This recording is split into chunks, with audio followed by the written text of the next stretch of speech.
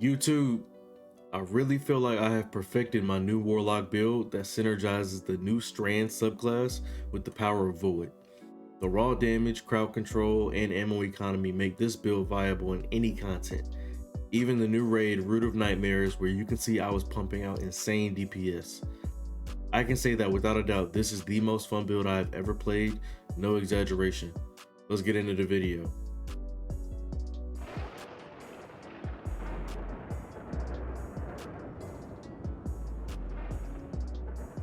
While the build itself is primarily Strand focused, it does use Void elements to take it to the next level.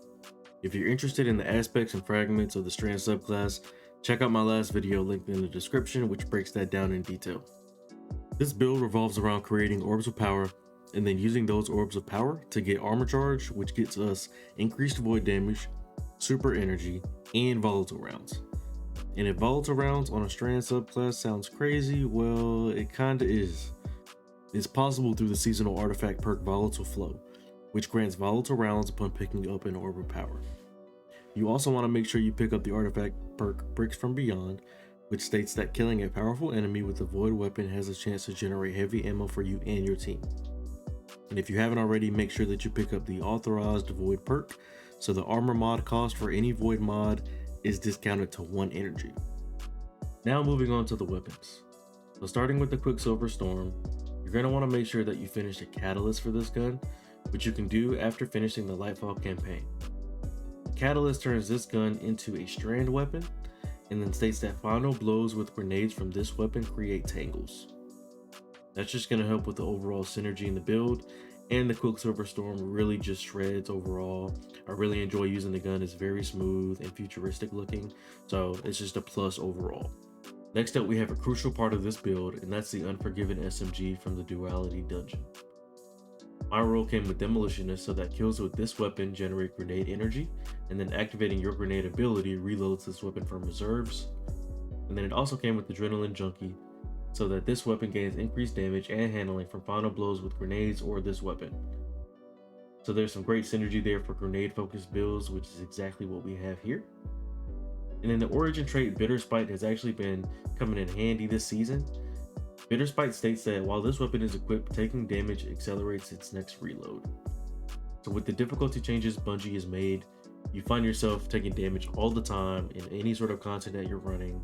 So it ends up helping the reload speed on this gun. Whereas normally without this perk, I think the reload would be terrible on this sort of archetype. So Bitter Spite's been coming in clutch here, and I really appreciate having it on this gun. And last but certainly not least, the retrofit Escapade from Season of the Seraph.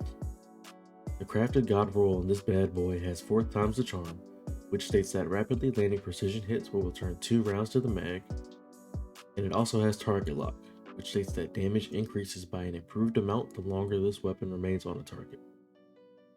So as long as you're shooting one target, not only are you getting increased damage over time, but you're also getting ammo back in the mag as long as you're rapidly landing crits. Insane combination, and allows for some really nice sustained DPS sessions, as you saw in the opening clip where I had almost 4 million damage on the 3rd encounter of Root of Nightmares.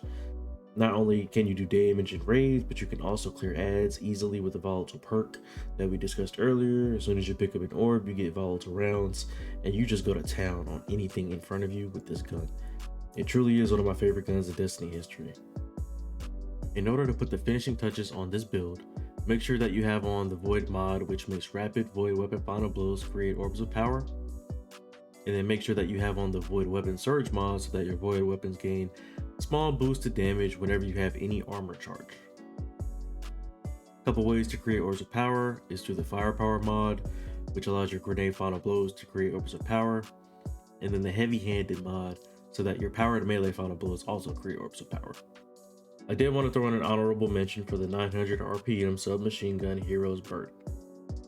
This gun comes from Iron Banner and has a role that actually synergizes pretty well with the build, as mine comes with Feeding Frenzy, so that rapid kills increase weapon reload speed, and then Repulsor Brace, defeating a void debuff target grants an overshield.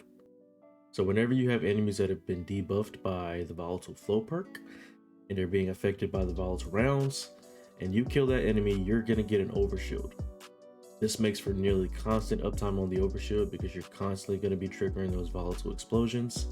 And it overall just helps with survivability, which, if anything, is the only weak spot for this build. All in all, I think this build is the most fun I've ever used in Destiny. It gives me the best of both worlds, because I'm still have some void elements in the build through volatile rounds, which are nearly constantly up, but then I also have the Strand subclass, which I think is honestly the strongest subclass that we've ever gotten right out of the gate.